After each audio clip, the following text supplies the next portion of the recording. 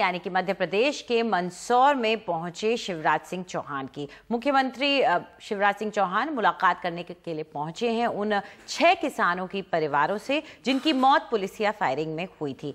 आज वो पहुंचे, सबसे पहले मुलाकात जब उन्होंने की उसके बाद दूसरे गांव तक जाने के लिए वो कार से गए, क्योंकि पहले जो प्लान था कि हेलीकॉप्टर से जाएंगे ऐसा मुमकिन नहीं हो पाया क्योंकि पास के पैड को नुकसान पहुंचा था बारिश की वजह से। लेकिन जो तस्वीर हम आपको दिखा रहे हैं वो पहुंचे मुलाकात करने के लिए और लंबे वक्त तक वो किसानों के साथ बैठे, उनके दिए हुए ज्ञापन भी उन्होंने स्वीकार किए और लोगों से वहां पर बातचीत की।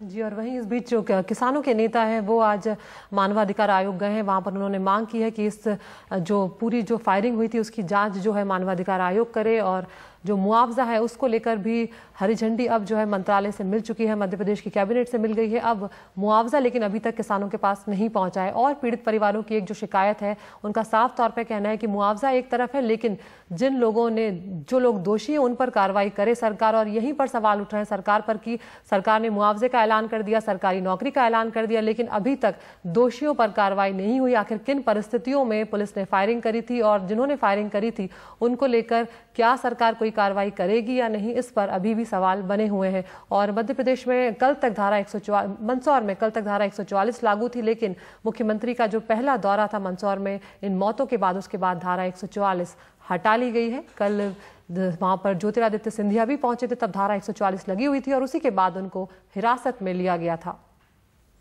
ये तस्वीरें आप देख रहे हैं लोध गांव की। मैं इकट्ठा शाम को बताऊंगा, अभी संवेदना प्रकट कर शाम को मैं बात करूंगा। संवेदना प्रकट करने में आया था, उनसे चर्चा हुई। इन्होंने कुछ कहा सर आपसे? इन्होंने कुछ कहा सर?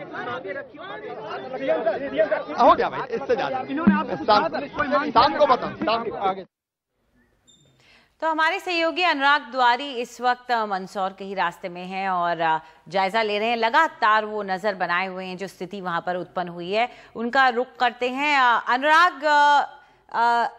अनुराग द्वारी के पास हम सीधा रुक कर रहे हैं। अनुराग, आप तक हमारी आवाज आ रही है? आपसे ये जानना चाहेंगे कि शिवराज सिंह चौहान मुलाकात करके आए हैं और वहां पर हमने इस वक्त वो कुछ बोलने के लिए तैयार नहीं थे। जब उनसे सवाल भी पूछा गया कि आपने क्या बात की, क्या हुआ है, तो वो कुछ बोलने के लिए तैयार नहीं थे। उन्होंने कहा शाम को बात करेंगे। लेकिन क्या मुद्दे रहे होंगे जो उनके सामने किसानों ने रखे हैं?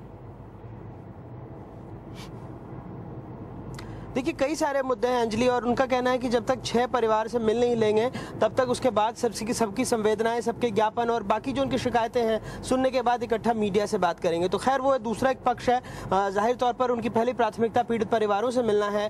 तो पहले परिवार से जब घनश्याम धाकड़ से मिले हैं तो जो हमारे सूत्रों ने बताया है कि उनके परिजनों की मांग थी कि घनश्याम धाकड़ चूंकि 30-32 साल के थे तो उनके बच्चों के शिक्षा का खर्च सरकार उठाए, तो वो उस मांग को मान लिया गया है और शायद उनके खाते में इसकी पुष्टि आधिकारिक तौर पर होनी बाकी है, लेकिन शायद उनके खाते में आधिकारिक तौर पर जो आरटीजीएस के जरिए 1 करोड़ रुपए के मुआवजे की रकम थी वो पहुंचा दी गई है। चेक से लेन देन नहीं हुआ है, आरटीजीएस के जरिए पहुंचा दिया गया। क्योंकि कई बार हमने देखा है कि जब चेक दिया जाता है तो कई किसानों के पास खाते नहीं होते और तकनीकी अड़चन आती है, तो शायद इससे बचने के लिए, वैसे इसका अभी तक औपचारिक रूप से हमारी पुष्टि नहीं हुई है, इससे बातचीत नहीं हो पाई है, तो ये एक मसला है। वहां पर चूंकि हेलीपैड 1-2 जगह गीला हो गया है तो उन्होंने अपने रूट में भी परिवर्तन किया, आप सड़क मार्ग से जाएंगे। तो ऐसी एक तरह से संवेदना प्रकट करेंगे और उसके बाद फिर तफसील से बात करेंगे कि उन्होंने किसानों से क्या बातचीत की, कितनी मांगे मानी गई और क्या क्या हुआ है। अंजलि।